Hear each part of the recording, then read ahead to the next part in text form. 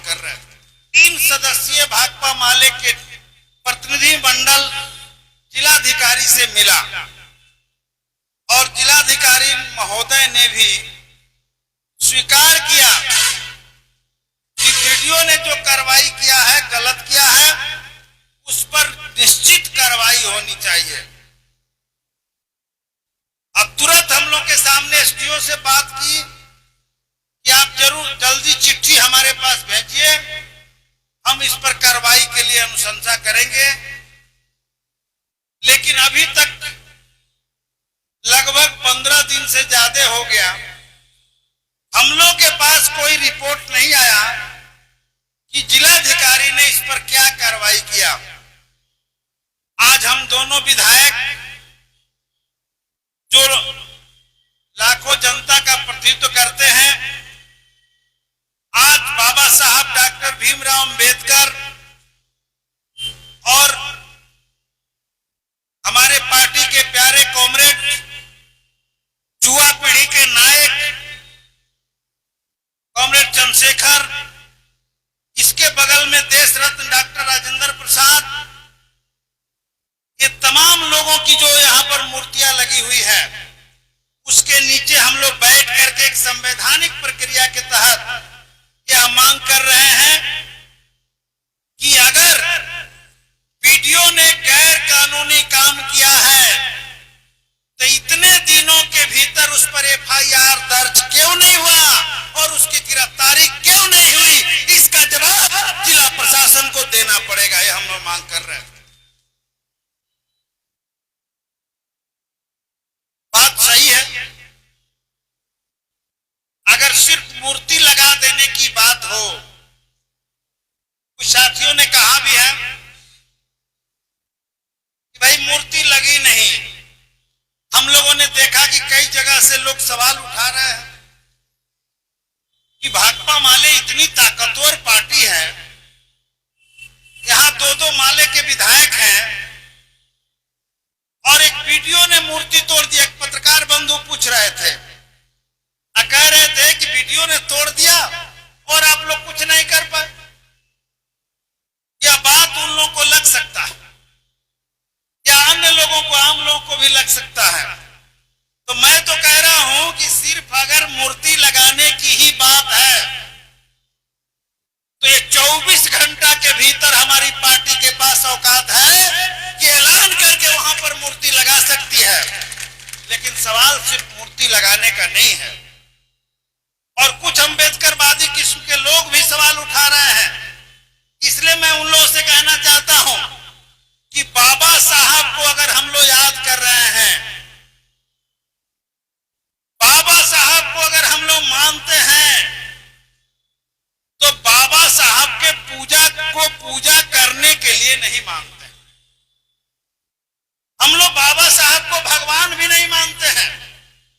ये बात साफ साफ समझने की जरूरत है। जो लोग बाबा साहब को भगवान समझते हैं वो भगवान माने, क्योंकि बाबा साहब खुद ही कहा था कि मेरे मूर्ति के तरफ मत देखना, अगर देखना है तो मेरे किताबों को देखो और उसके अनुसार आचरण करो। तो हम लोगों ने 14 अप्रैल को जो बाबा साहब की जयंतियां मनाई, लगभग 25-30 जयंतियों में मैं खुद शामिल हुआ। हमने सब जगह एक ही बात कहा कि हम बाबा साहब को अगरबत्ती दिखाने के लिए, उनके चरणों में कुछ मोमबत्ती जलाने के लिए और बाबा साहब को एक दिन माल्यार्पण के लिए नहीं है, बल्कि सच बात यह है कि बाबा साहब ने जो कहा है उसको कर दिखाने के लिए हम लोग हैं। और इसलिए हमारा मकसद बाबा साहब के विचारों को जन जन तक ले जाना, फैलाना और बाबा साहब के विचारों पर खड़ा होकर के बाबा साहब के कर्तव्यों को पूरा करके बाबा साहब के सपनों का भारत बनाना। बाबा साहब चाहते थे कि महिलाओं को बराबरी का हक मिले। बाबा साहब चाहते थे कि सबको बराबरी का हक मिले।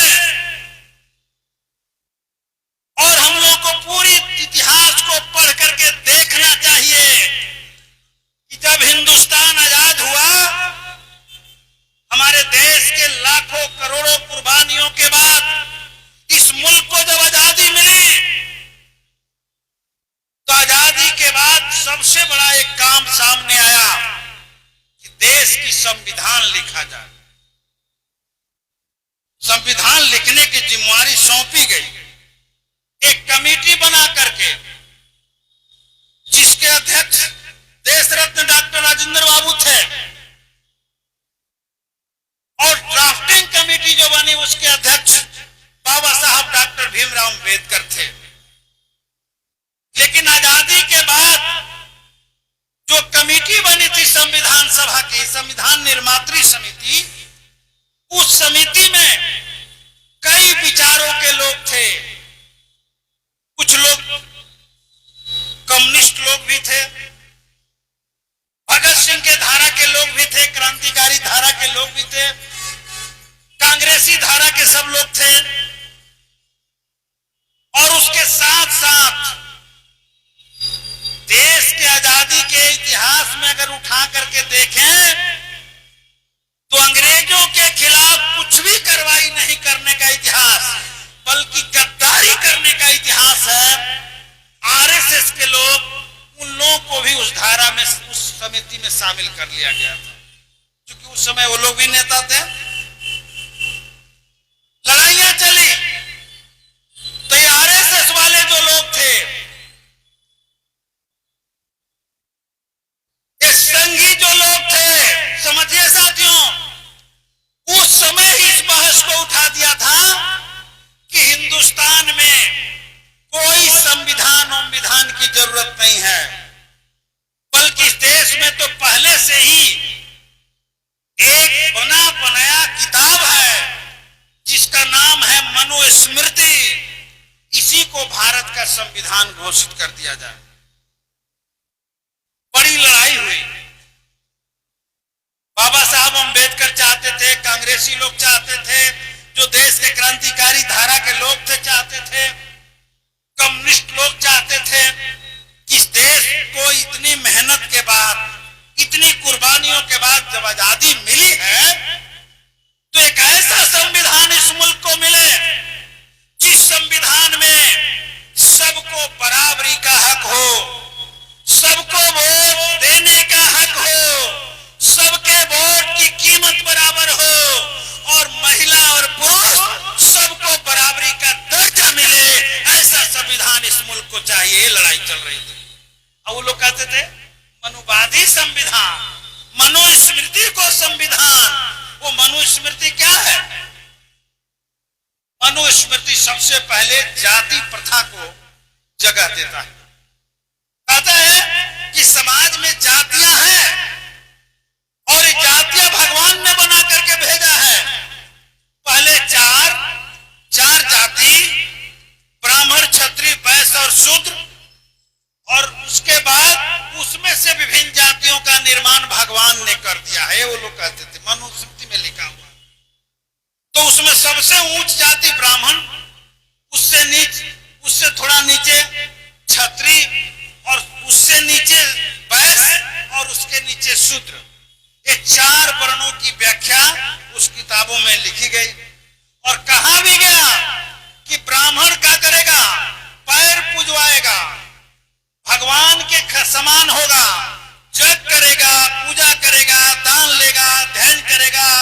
और शूद्र को कह दिया गया, बीच वाले को तो छोड़ दीजिए, क्षत्रिय को कह दिया गया कि राज करेगा, क्योंकि ब्रह्मा के भुजा से, ब्रह्मा जी ने पैदा किया है मुंह से, ब्रह्मा जी ने पैदा किया है भुजा से, इसलिए राज करेगा। तो जब क्षत्रिय राज करेगा तो एक दलित का बेटा क्या विधायक बनेगा, जो आज सत्यदेवराम बने हुए हैं? तो मनुस्मृति के हिसाब से। तो इसलिए मैं कहना चाहता हूं कि यह मनुस्मृति पूरी तौर पे समाज में ऊंच नीच, जाति भेदभाव, छुआछूत को जगह देता है। और उसी के तहत दलितों के कान में शीशे डाल दिए जाते थे, पढ़ना नहीं है। और ये लोग तो कहते थे, इतिहास में लिखा हुआ है, बाबा साहब अंबेडकर ने भी उसकी व्याख्या की है कि कमर में झाड़ू और गला में हाड़ी बांध करके भेजा जाता था गांव में। जिस रास्ते से जाएंगे उसको बाहर से जाएंगे, और जिस गला में जो है थूकेंगे, रोड पर थूक भी नहीं सकते हैं, उसी हाड़ी में थूकेंगे। इसलिए ये व्यवस्था थी मनुस्मृति में। ये लोग चाहते थे मनोवादी लोग कि वही समाज, वही जो है संविधान बना दिया। हमारे देश में सही विचारधारा की जीत हुई। 2 वर्ष 11 महीना 18 दिन ये लड़ाइयां चली और उन लड़ाइयों में हमारे देश के सेकुलर नेताओं ने, महान नेताओं ने, क्रांतिकारियों ने, कम्युनिस्टों ने, समाजवादी धारा के लोगों ने इन आरएसएस के संघी ताकतों को वही मटिया मेट करके एक नया संविधान, भारत को आधुनिक लोकतांत्रिक संविधान दिया, जो संविधान आज हमारे देश में लागू है। लेकिन ये भी बात जान लीजिए, संविधान जब बन गया 26 जनवरी 1950 को लागू हुआ, तो ये जो संघी लोग हैं जो नागपुर से संचालन करते हैं, इन लोगों ने भारतीय संविधान की प्रतियां तक जलाई। ये कभी भी भारतीय संविधान को स्वीकार नहीं किया। ये तिरंगा झंडा कोई लोग कभी नहीं मानते थे। आज मोदी जी सबसे ज्यादा जाकर के माथा टेकते हैं। सबसे पहले जब ये पार्लियामेंट गए प्रधानमंत्री बन करके, तो शमशान दंडवत करते हुए पार्लियामेंट के चौखट को इन्होंने अपने माथा से टेका था। मैंने कहा, उसी दिन हम लोगों ने कहा कि हिंदुस्तान में अगर लोकतंत्र का कब्र खोदने वाला कोई आदमी होगा तो ये नरेंद्र मोदी होंगे, जो देश में लोकतंत्र को खत्म करेगा, क्योंकि लोकतंत्र के मंदिर करके प्रणाम किया। और इन लोगों के बारे में समझिए, ये कितने शातिर लोग हैं जो कहते हैं ठीक उसके उल्टा करते हैं, और ठीक उल्टा करते हैं। व्यवहार के धरातल पर इनकी पूरी कहानी को आप अगर देख सकते हैं। अभी देखिए, कर्नाटक में चुनाव हुआ, हालिया चुनाव हुआ कर्नाटक में, रिजल्ट आ गया है। कांग्रेस के लोग वोट मांग रहे थे वहां के जनता के मुद्दों पर, 5 मुद्दा तय करके वोट मांग रहे थे। अब मोदी जी वोट मांग रहे थे बजरंगबली के नाम पर, क्योंकि कांग्रेस ने अपने मैनिफेस्टो में लिखा है कि बजरंग दल को प्रतिबंधित किया जाए। वो बजरंग दल कौन है जानते हैं? पूरे कर्नाटक के अंदर लगातार दंगा भड़काने का काम, नफरत पैदा करने का काम कहता था। महिलाओं को हिजाब पहन के नहीं निकलना, हिजाब वाला जो कांड हुआ था, जो प्रचारित किया गया था पूरे देश में, भाजपा के लोगों ने उसको तुल दिया। वो हिजाब का प्रचार ये बजरंग दल वाले किए थे। नरेंद्र मोदी का पूरा चुनावी अभियान एक ही बात पर केंद्रित था कि कांग्रेस का राज होगा तो बजरंगबली में ताले लगा दिए जाएंगे। कर्नाटक की जनता ने पहचान लिया कि कितना झूठा और फरेब आदमी है। अरे बजरंग दल तो सब लोग जानते हैं। एक दिन पटना में आवास पर था, पत्रकार पहुंच गए, पूछने लगे, कह रहे कि भाई ये बताइए कि बजरंग दल और बजरंगबली में क्या अंतर है। हमने कहा कि भाई आप लोग भी जानते हैं और हम लोग भी जानते हैं, दुनिया जानती है कि बजरंग दल एक लोगों का संगठन है और बजरंगबली एक प्रतीक है आस्था के। जो लोग मानते हैं उनके लिए वो भगवान है, और जो मानते हैं उनके लिए भगवान है। तो बजरंगबली, अब मोदी जी ने बजरंगबली से इसलिए जोड़ा कि जब हम बजरंगबली का नाम ले लेंगे तो पूरे यहां के हिंदू लोग गोलबंद होकर के भगवान के नाम पर हमको वोट दे देगा। यहां लोग भूख से मर रहा है, खाए बिना लोग मर रहा है, पहनने का कपड़ा नहीं है, बच्चों की पढ़ाई की व्यवस्था नहीं है, रहने का घर नहीं है, महंगाई के मार से हम लोग परेशान हैं। और मोदी जी कह रहे हैं कि सब मत बोलिए, इसकी कोई जरूरत नहीं है। आप अगर हॉस्पिटल जा रही हैं और आपको दवाई नहीं मिल रहा तो इस बात मत कहिए। आप अगर राशन लेने जा रहे हैं दुकानों पर और डीलर राशन नहीं दे रहा तो ये भी बात मत बोलिए। आपको पक्का मकान की जरूरत है, अब वीडियो आपको पक्का मकान नहीं दे रहे थे, ये भी बात मत बोलिए, ये सब फालतू की बात है। आप सामान खरीदने जाइए, गैस सिलेंडर लेने जाइए और पॉकेट में पैसा नहीं है तो ये भी मत कहिए, ये सब कोई मतलब की बात नहीं है। अगर आपको लेना है तो राम का नाम लीजिए, बजरंग बली का नाम लीजिए। भाई बजरंग बली और राम तो सबके घरों में, दिलों में है। जिसको जहां लेना है बजरंग बली का नाम लेगा। ये बजरंग बली के नाम पर वोट मांग रहे थे। और ये भी मैं बता रहा हूं, हमें तमाम ऐसे लोगों को जिनको सचमुच में बजरंग बली में आस्था है, जिनको भगवान श्री राम में आस्था है, उनसे भी मैं कह रहा हूं कि जितने भाजपाई लोग हैं, इन लोगों को भगवान श्री राम में भी आस्था नहीं है, इनको बजरंग बली में आस्था नहीं है।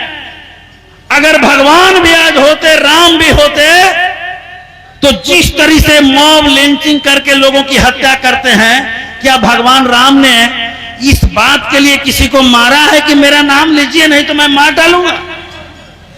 इसलिए ये भगवान और बजरंग बली से इनको कुछ लेना देना नहीं, इनको लेना देना है तो अपनी कुर्सी से लेना देना है। और आज जब लोग सवाल पूछ रहे हैं कि पुलवामा हुआ, उसका 4 साल हो गया, इसका जवाब दीजिए कि हमारे देश के सीमा पर लड़ने वाले 40 जवान, जिनको 4 एयरक्राफ्ट मांगा गया था, हवाई जहाज यहां से शिफ्ट करने के लिए, जब सत्यपाल मलिक कहते हैं कि अमित शाह के कार्यालय में 4 महीना फाइल पड़ी रही और हमारे देश के जवानों को जाने के लिए जहाज नहीं मिला, इसका जवाब दीजिए। हमारे 40 बेटे मार दिए गए, उसका हिसाब दीजिए। तो मोदी जी कहते हैं कि बजरंग बली का नाम लीजिए। लोग हिसाब मांग रहे हैं। लोग कह रहे हैं कि जिस दिन पुलवामा में बम विस्फोट हो रहा था, उस एरिया में जिस तरीके से बारूद से लदी हुई गाड़ियां जा रही थी, आपका फौज कहां था? जवाब दीजिए। और उस समय आप उत्तराखंड में बैठ करके 3 घंटा फिल्म शूटिंग करवा रहे हैं मोदी जी, इसका जवाब दीजिए। तो नरेंद्र मोदी जी कह रहे हैं कि भगवान का नाम लीजिए। हम लेंगे नाम भगवान का, हम लेंगे नाम अल्लाह का, लेकिन आपसे इस बात का भी जवाब लेंगे कि हमारे जवानों के लाश पर आपने राजनीति करके दिल्ली के गद्दी पर पहुंचा है और 4 साल में आपकी सरकार ने ये बताया तक नहीं कि ये कैसे हो गया। मित्रों, मैं कहना चाहता हूं, ये पूरे हिंदुस्तान के जनता को गुमराह करके, अभी देखिए हमारे एक साथी चर्चा कर रहे थे, ये कहते हैं बेटी बचाओ बेटी पढ़ाओ। सुनने में कितना अच्छा लगता है कि मोदी जी हैं जो बेटी को पढ़ाने की बात करते हैं, मोदी जी हैं बेटी को बचाने की बात करते हैं। कुछ महिला लोग कहती हैं कि 2000 रुपया भेजवाते हैं, इहो लोगों के हैं 5 किलो अनाज भेजवाते हैं। इतना धूर्त और शातिर राजा हमने नहीं देखा। ये सब दे देंगे, कुछ और दे देंगे। अभी देखिए ई कार्ड बनवाया है, ई कार्ड, ई मजदूर कार्ड। अभी चुनाव आएगा तो एक शिबुखा वो भी छोड़ेंगे, उस पर भी कुछ पैसा भेज देंगे। अरे हिसाब ना जोड़िए, 400 रुपया सिलेंडर था उस समय आप आए तो इनके एक नेता थी, जानते हैं, स्मृति ईरानी, नाटक करती थी, आजकल नेता बन गई है। वो कहती थी, सिलेंडर मुड़ी पर लेकर के भाजती थी कि बाप रे बाप, अब कैसे महिलाएं गैस जलाएगी। अब 1200 हो गया है तो एको बार नहीं बोलती है, बोली बंद।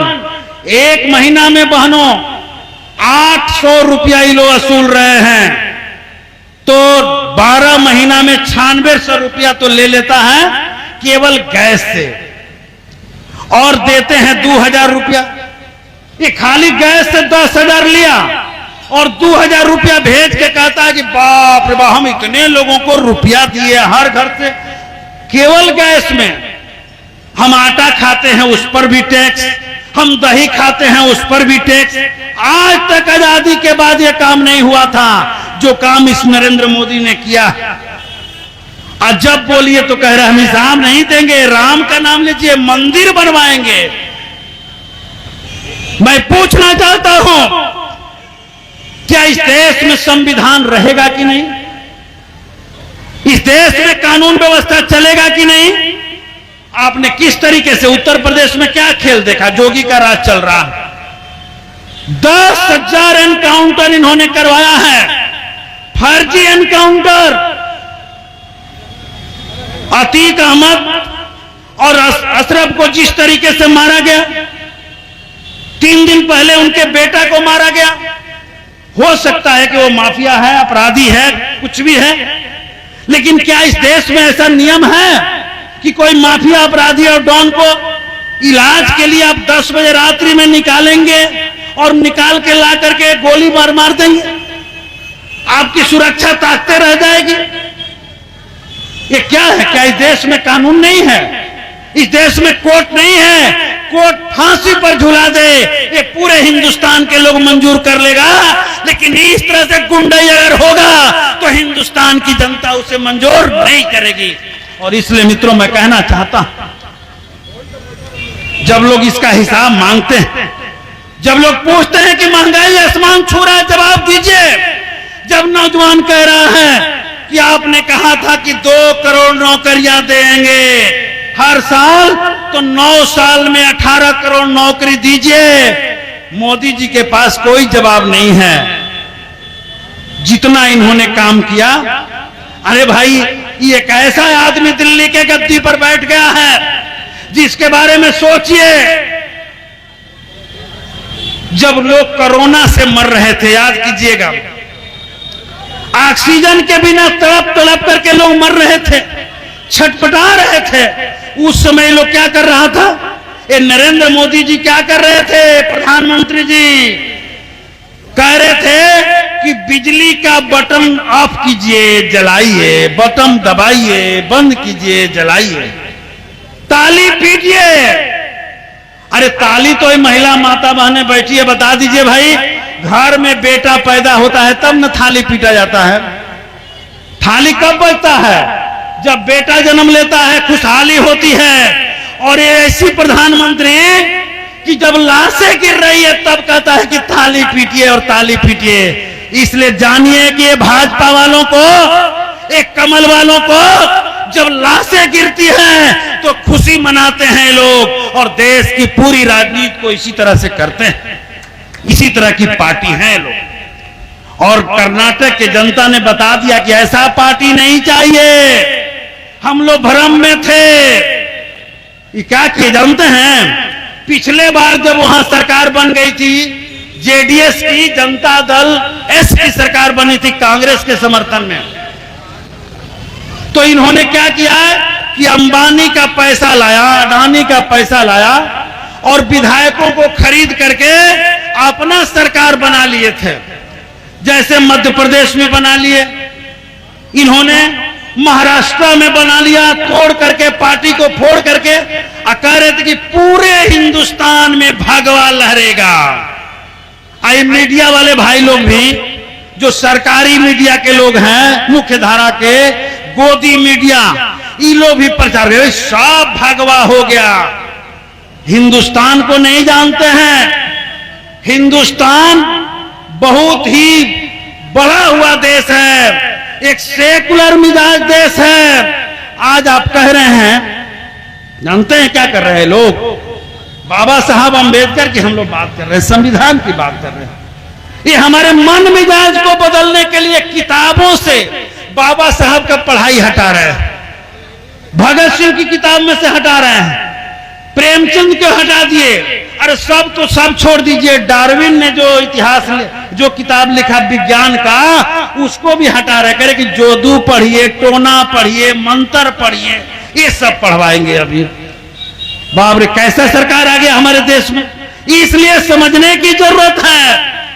और इन लोगों ने ये तय किया कि पूरे हिंदुस्तान में हम विपक्ष को खत्म कर देंगे और सिंगल राज चलाएंगे, कोई बोलने वाला नहीं होगा। इसके लिए ईडी लगाया, ढेर बोलिएगा तो घर पर छापा मारी, पत्रकार है बोलिएगा तो जेल चले जाइए, नेता है बोलिएगा तो जेल भेजवा देंगे। एक शायर ने कहा है कि जालिमों तुम नहीं जीत सकते, जालिमों तुम नहीं जीत सकते, क्योंकि मजलूम हारा नहीं है। एक दो का भले कत्ल कर दो, तूने लाखों को मारा नहीं है। और घेरेंगे मोदी ठिकाना, उस वक्त कोई चारा नहीं है, उस वक्त कोई चारा नहीं है। जनता जब निकलती है घेर लेती है तब कोई चारा नहीं चलेगा।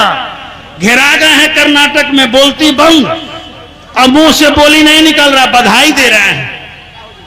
आने दीजिए 24 का चुनाव, एक एक चीज का हिसाब लिया जाएगा। कुछ लोग कह रहे थे कि बाबा साहब के मूर्ति पर गोबर फेंका जा रहा है, बाबा साहब के मूर्ति को तोड़ रहा है और बाबा साहब के झंडा को जला रहा है, वहां चबूतरा नहीं बनने दे रहा। कुछ लोग हैं ऐसे, लेकिन एक भाई भी कविता के माध्यम से ठीक कहा कि ये लोग डर गए हैं।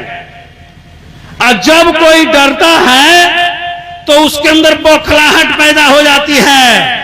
इसलिए हम तमाम लोगों से कहना चाहते हैं कि भारतीय जनता पार्टी भले ही दिल्ली के गद्दी पर बैठी है, आज हिंदुस्तान के जनता से डर रही है कि अगर जनता उठ खड़ी हो जाएगी तो हमारा कोई ठिकाना नहीं रहेगा। इसलिए हम लोग को डरने की जरूरत नहीं है। तो हम लोग तो ये चाहते हैं, हम लोग सिर्फ मूर्ति केवल लगा देना हो। मैंने इसे ही से शुरू किया, बाबा साहब के विचार को, बाबा साहब के संघर्ष को और बाबा साहब के सपने के भारत बनाना हम लोग का उद्देश्य है। और इस लड़ाई में हम सबको जोड़ना चाहते हैं। इस लड़ाई को हम लड़ रहे हैं। केवल मूर्ति लगा देना और ये कर देना बड़ी बात नहीं है। लगेगा मूर्ति, किसको लग रहा है कि मूर्ति नहीं लगेगा जी?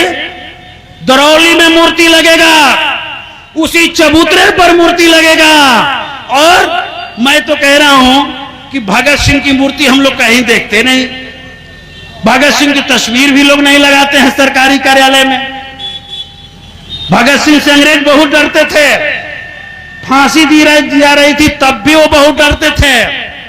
रात में एक दिन पहले फांसी पर चढ़ा दिया गया, याद है? 24 मार्च को फांसी की सज्जा मुकर्रर हुई थी भगत सिंह की।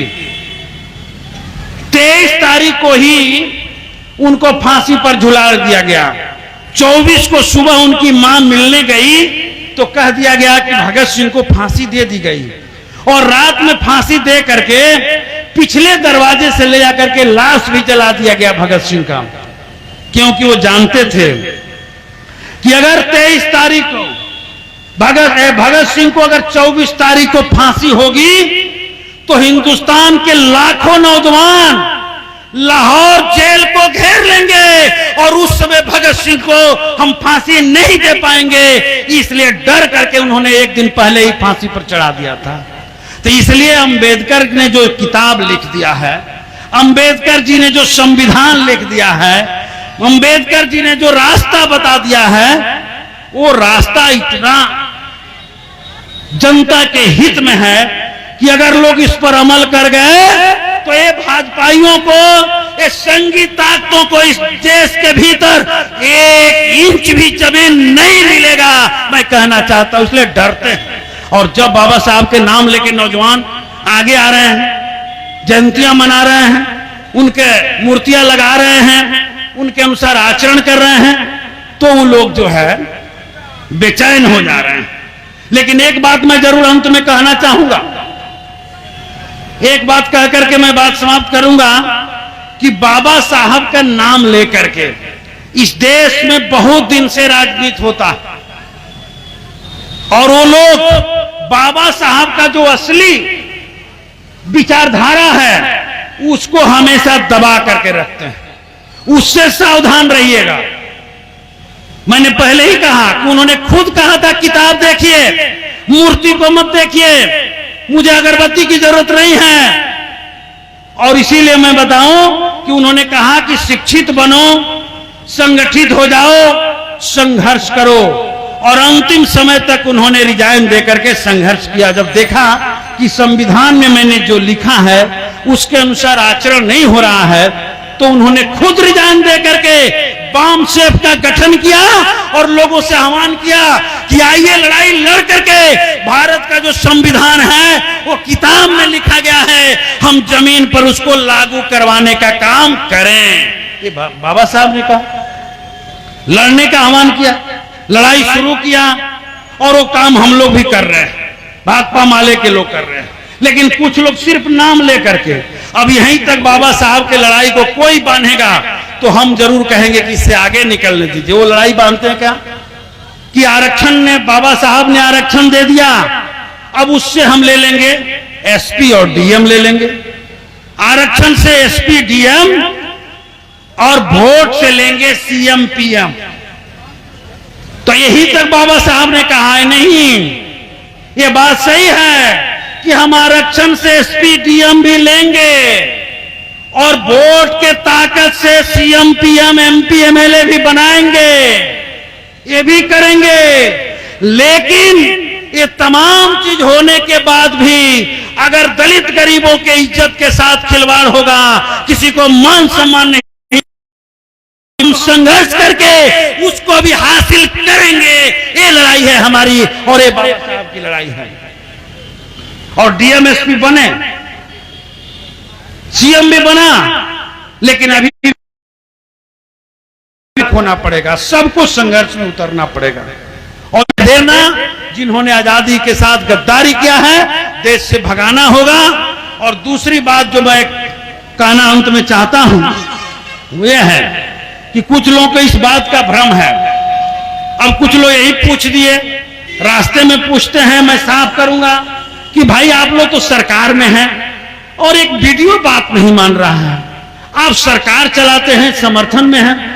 तो मैं आप लोग को बताना चाहता हूं कि हम लोगों ने जो बड़ी बात जो बताया कि देश बर्बाद हो रहा है, इसके लिए हम लोगों ने एक बड़ी मोर्चा बनाने की जरूरत है। आज के देश समय में हमने अलायंस बनाया है, लेकिन कई बिंदुओं पर इस अलायंस के साथ जो हम हैं, संघर्ष भी है और एकता भी है। पहली एकता कि इस देश के संघी ताकतों को, फासिस्ट ताकतों को मटियामेट करना है, इसके लिए हम एक हैं। लेकिन नीचे में गरीबों के बहुत सारे सवाल हैं, इसलिए हम लोगों ने समर्थन दिया। मंत्रिमंडल में हम लोग शामिल नहीं हुए, सरकार में शामिल नहीं हुए, और उसी समय हम लोगों ने लाइन तय किया कि अगर सरकार जनता के समस्याओं का निदान करने में सफल नहीं होगी तो हम जनता और सरकार के बीच सेतु का काम करेंगे। पुल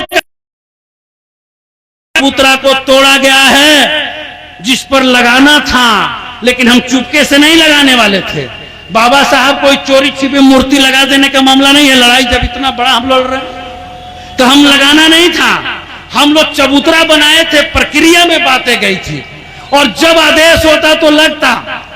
तो जब इतना बड़ा काम हम कर रहे थे, इस बीच में यदि चबूतरा तोड़ा गया तो हम इस कार्यक्रम के माध्यम से, आंदोलन के माध्यम से अपने ही सरकार को यह बता रहे हैं कि सरकार इस काम को करे, और अगर सरकार भी इस काम को नहीं करती है तब हम जनता को आह्वान करेंगे, कहेंगे कि पूरे जिले से लाखों लोग दरौली चलो, बाबा साहब का मूर्ति लगाओ, और उस दिन कोई नहीं रोक पाएगा, उस दिन लगेगा।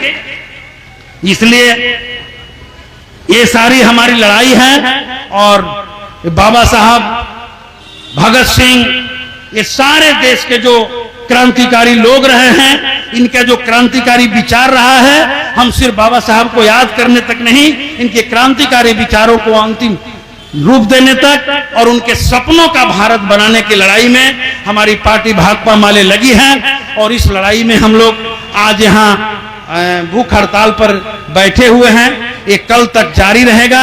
हम और सदैव जी बैठे हैं और दोनों लोगों के समर्थन में यहाँ हजारों लोग यहाँ हम लोग के साथ धरना दे रहे हैं, समर्थन दे रहे हैं। कुछ मीडिया के भाइयों के माध्यम से जिला प्रशासन को ये सूचना चली गई है, हो सकता है इस पर जवाब भी आएगा, नहीं आएगा तो ये लड़ाई जारी रहेगा। इतना ही बात कहते हुए कि बाबा साहब के साथ जो हुई है उनका अपमान कोई हिंदुस्तान के नौजवान बर्दाश्त नहीं करेंगे। इस लड़ाई को मुकाम तक पहुंचाएंगे। इंकलाब जिंदाबाद, जय भीम, लाल सलाम।